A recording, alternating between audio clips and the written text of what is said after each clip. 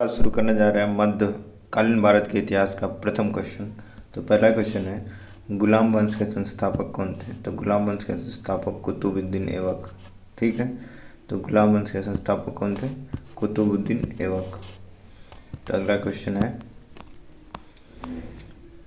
कुतुबुद्दीन ऐबक जो गुलाम वंश के संस्थापक थे वो अपनी राजधानी कहाँ बनाया था? तो वो अपनी राजधानी लाहौर बनाया था, लाहौर, जो कि अब पंजाब में है, पाकिस्तान में। ठीक है, 2.5 दिन का झोपड़ा क्या है? ये क्वेश्चन काफ़ी बार पूछा जा चुका है। मतलब कि 2.5 दिन का झोपड़ा किसने बनवाया, क्या है? तो ये 2.5 दिन का झोपड़ा जो है ये एक मस्जिद है। क्या है ये? एक मस्जिद। 2.5 दिन का झोपड़ा एक मस्जिद है। उसके बाद अगला क्वेश्चन है, भारत में मोहम्मद गौरी ने किसके प्रथम अख्ता प्रदान किया था? मतलब मोहम्मद गौरी जो है किसको प्रथम अख्ता प्रदान किया था? तो कुतुबुद्दीन ऐबक। कुतुबुद्दीन ऐबक को मोहम्मद गौरी ने भारत में अख्ता प्रदान किया था। ठीक है, अगला क्वेश्चन है, बिहार का प्रथम मुस्लिम विजेता कौन था? बिहार में जो प्रथम मुस्लिम विजेता कौन था? बिहार में प्रथम मुस्लिम विजेता कौन था? तो बख्तियार खिलजी। इन्होंने ही नालंदा विश्वविद्यालय को जलाया था। ठीक है, बिहार पर बख्तियार खिलजी के हमले का पहला वर्णन जो है किससे प्राप्त होता है? बिहार पर बख्तियार खिलजी का जो हमला हुआ उसका वर्णन कहाँ प्राप्त होता है? सबसे पहले तो इसका जो वर्णन है वह प्राप्त होता है तबकात-ए-नासिरी से। बिहार में मोहम्मद बख्तियार खिलजी जो कि बिहार में पहला आक्रमण किया था उसका यही बुक से प्राप्त होता है कि नालंदा बिहार का विध्वंस किसने किया था? देखिए आ ही गया। तो बख्तियार खिलजी ने नालंदा बिहार का विध्वंस किया था, जिसका कि विध्वंस का विवरण कहाँ पे मिलता है? अभी देखें हम लोग तबकात-ए-नासिरी से इसका विवरण मिलता है। ठीक है, अगला क्वेश्चन है, इल्तुतमिश ने बिहार में प्रथम अपना सूबेदार किसे नियुक्त किया था? तो बिहार में जो प्रथम सूबेदार नियुक्त किया था, किसको नियुक्त किया था? मलिक जानी को। मलिक जानी। वह प्रथम मुस्लिम शासक कौन था जिसने शासक के सिद्धांत को राजाओं के ईश्वरीय अधिकार यानी थ्योरी ऑफ डिवाइन राइट के समान प्रतिपादित किया था? तो थ्योरी ऑफ डिवाइन राइट जो प्रतिपादित करने वाला शासक था बलबन था। यानी बलबन ये मानता था कि राजा जो होता है वो भगवान का प्रतिनिधित्व होता है। ठीक है, राजा जो बोल दिया वो भगवान बोल दिया, ऐसा वो मानता था। और रक्त एवं लोह की नीति किसने बनाया था? ये बलबन ही मानना शुरू किया था, रक्त एवं लोह की नीति यानी। ठीक है, आगे देखते हैं हम लोग। अगला क्वेश्चन, जब उसने राजत्व मतलब कि किंगशिप प्राप्त किया तो वह शरीयत के नियमों और आदेश से पूर्णतः स्वतंत्र था। बर्नी ने यह कथन किस सुल्तान के लिए कहा? अलाउद्दीन खिलजी। ठीक है, जब ये मतलब कि राज्य सिंहासन प्राप्त किया तो उस समय शरीयत के नियम से ये स्वतंत्र था। ठीक है, यानी नहीं मानता था, ऐसे भी कह सकते हैं।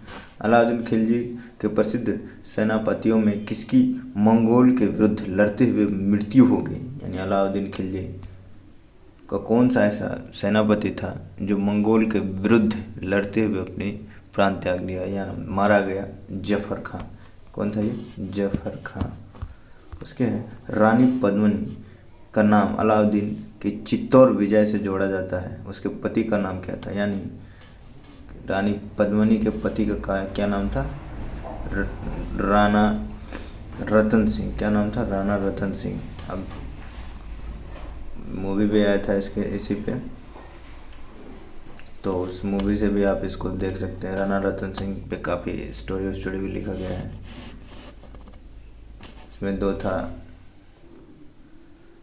दो वीर सूरों की कहानी भी है, बादल का है एक। ठीक है, तो अगला क्वेश्चन है, अलाउद्दीन खिलजी के आक्रमण के समय देवगिरी के शासक कौन था? देवगिरी का शासन रामचंद्र देव था। कौन था? रामचंद्र देव देवगिरी का शासक था। अगला क्वेश्चन है, किस सुल्तान के काल में खालिसा भूमि अधिक पैमाने पर विकसित हुआ? खालिसा भूमि अलाउद्दीन खिलजी के समय में ही हुआ था। अलाउद्दीन खिलजी के समय में खालिसा भूमि सबसे ज़्यादा हुआ था। ठीक है, अगला क्वेश्चन है कि अलाई दरवाज़ा का निर्माण किस सुल्तान ने कराया था? तो अलाई दरवाज़ा का निर्माण अलाउद्दीन खिलजी ने किया था। अलाई दरवाज़ा का निर्माण अलाउद्दीन खिलजी अलाई दरवाज़ा का निर्माण करवाया था। उसके बाद है फिरोज तुगलक द्वारा स्थापित दारुल सफ़ा क्या था? दारुल सफ़ा मतलब ये देखिए, दारुल सफ़ा जो उर्दू में एक वर्ड है, सफ़ा मतलब होता है अस्पताल, तो दारुल सफ़ा का क्या मतलब होता है? एक खैराती अस्पताल। ठीक है। अगला क्वेश्चन है, निम्नलिखित में से किस सुल्तान ने बेरोजगारी को, मतलब जो बेरोजगार है उसको रोजगार दिया था? तो ये आपका फिरोज तुगलक ही है। फिरोज तुगलक जो है बेरोजगारों को रोजगार दिया था, फिरोज तुगलक। निम्नलिखित में से किस सुल्तान ने के दरबार में सबसे अधिक गुलाम था? तो ये भी फिरोज तुगलक ही है। फिरोज तुगलक के समय में सबसे अधिक गुलाम रहता था, इसको गुलाम रखने का काफ़ी शौक था। ठीक है। अगला क्वेश्चन है, निम्नलिखित में से किस सुल्तान ने फलों के लिए गुणवत्ता सुधारने का उपाय किए थे? फल की गुणवत्ता को सुधार किया जाए ऐसा उपाय किया था, किसने किया था? तो ये फिरोज तुगलक ही है। ठीक है। अगला क्वेश्चन है, फारसी यात्री अब्दुल रज्जाक भारत में किस राजा के शासनकाल में आया था? तो ये देवराय द्वितीय के शासनकाल में आया था अब्दुल रज्जाक कब आया था? देवराय द्वितीय के शासनकाल में। ठीक है। उसके बाद है, तैमूर के आक्रमण के बाद भारत में किस राजवंश का राज्य स्थापित हुआ? तैमूर के आक्रमण के बाद तो सैयद वंश का हुआ था। ठीक है। सैयद वंश, तैमूर के बाद कौन आया? सेंट लो। ठीक है। तो सैयद वंश आया था। उसके बाद है, निम्नलिखित में से किस सुल्तान ने एक बार नगर बसाया जहां अब आगरा है? तो वैसे इस क्वेश्चन का सीधा सीधा मतलब है कि आगरा का स्थापना किसने किया? तो सिकंदर लोदी ने। ठीक है। उसके बाद है, विजयनगर को उसके पहले शासक की पहचान करें जिसने बहमनियों से गोवा को छीना था। ठीक है। बहमनियों से गोवा को किसने छीना था? तो हरिहर द्वितीय ने छीना था। हरिहर द्वितीय ने बहमनियों से गोवा को छीना था। उसके बाद है, विजयनगर के राजा कृष्णदेव राय ने गोलकुंडा के युद्ध किस राजा के साथ लड़ा था?